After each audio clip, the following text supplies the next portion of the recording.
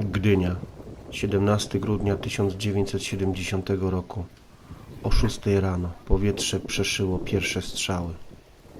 W odwecie za protesty stoczniowców i mieszkańców Trójmiasta wojsko otworzyło ogień do robotników, którzy odpowiedzieli na apel władz, by wrócić do pracy.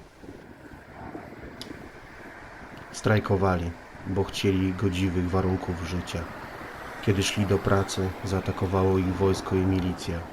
Oficjalnie zginęło 18 osób, ale wiele innych zostało rannych. Wśród zabitych była młodzież, uczniowie, którzy idąc do szkoły trafili na sam środek masakry. Dzisiaj ja, stoczniowiec, urodzony w Gdyni, idę do pracy tą samą drogą, którzy oni szli.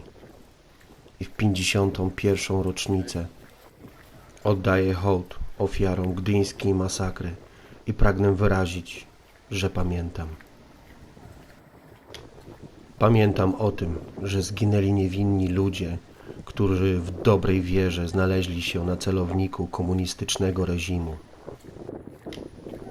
Śmierć 18 młodych Polaków, który najstarszy z nich miał 34 lata, a 6 z nich to nastoletni uczniowie, będzie w naszych sercach już zawsze. Pamiętamy.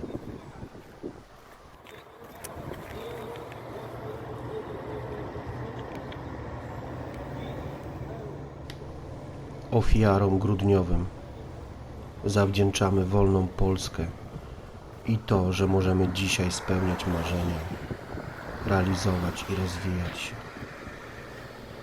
Dziękujemy i pamiętamy.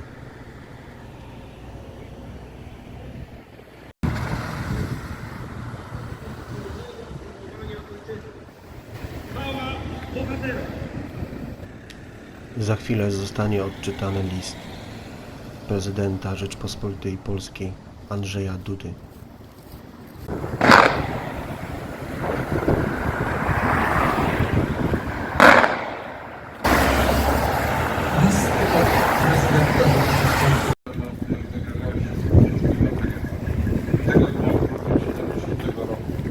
O 6 rano powietrze przeszyło do strzału. W odwecie za protesty stoczniowców i mieszkańców Trójmiasta wojsko otworzyło ogień do robotników, którzy odpowiedzieli na apel władz, by wrócić do pracy. Zginęli niewinni ludzie, którzy w dobrej wierze w tragicznie dosłowny sposób znaleźli się na celowniku komunistycznego reżimu. Patrzymy dziś na ich imiona i nazwiska wyryte na czarnej płycie pomnika ofiar grudnia 1970 roku. To 18 młodych Polaków, z których najstarszy miał 34 lata, a 6 z nich to nastoletni uczniowie. Patrząc na bezmiar i okrucieństwo tej zbrodni, zadajemy sobie pytanie, jak można było do nich dopuścić. Jak można było dopuścić do tego, by wojsko strzelało do bezbronnych obywateli? Oddajemy dziś hołd ofiarom gdyńskiej masakry, z bólem wracając do tamtych dni, gdy Polska była ciemiężona rękami własnych rodaków. Gdy Polacy zdali się na łaskę tych, którzy w imię utrzymania władzy i przywilejów gotowi byli poświęcić naszą suwerenność i bez słowa sprzeciwu podporządkować się sowieckiej dyktaturze. Ludzie ci nie zostali nigdy osądzeni, nie ponieśli odpowiedzialności za swoje zbrodnie, ani nie zostali ukarani przez niezawisłe sądy, choć wielu z nich dożyło upadku systemu, który utworzyli. Ale dziś stajemy tutaj po to, by powiedzieć, że pamiętamy. Pamiętamy o śmierci niewinnych. Pamiętamy o ponad 1000 rannych. Pamiętamy o prześladowaniach, ścieżkach zdrowia, torturach. Pamiętamy o pogrzebach urządzonych pod osłoną nocy. Pamiętamy o rodzinach, którym odebrano mężów, ojców i synów. Nie wolno nam nigdy zapomnieć o tych, którzy zginęli i byli poddawani represjom, bo upominali się o godność, o wolność, o sprawiedliwość. Walczyli o nią nie tylko dla siebie, ale także dla nas. Też im zawdzięczamy wolną Polskę i to, że możemy dzisiaj bez grzechu spełniać marzenia, rozwijać się i swobodnie wyrażać swoje poglądy.